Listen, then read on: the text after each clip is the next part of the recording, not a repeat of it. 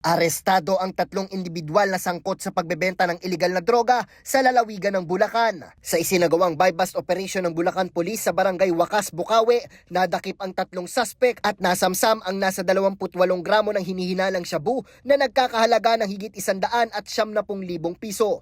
Mahaharap ang mga suspect sa kasong paglabag sa Republic Act No. 9165 o Comprehensive Dangerous Drugs Act of 2002. Timbog ang isang drug suspect sa operasyon ng Laguna Police sa Santa Cruz, Laguna. Alas 5:30 ng hapon nang madakip ng pulisya sa isinagawang buy-bust operation at nasamsam sa kanya ang 50 gramo ng hinihinalang shabu na nagkakahalaga ng 340,000 piso. Dalawang individual din ang timbog sa operasyon ng Rizal Police sa buy-bust operation. Nadakip ang dalawang suspect na nahulihan ng 5 plastic sachet ng hinihinalang shabu na nagkakahalaga ng 122,000 piso.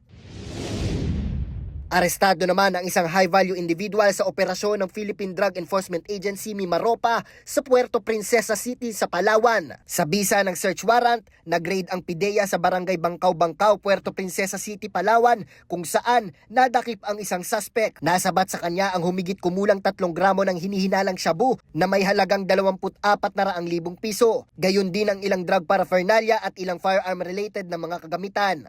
Mahaharap ang suspect sa kasong paglabag sa Republic Act No. 9165 at Republic Act No. 10591.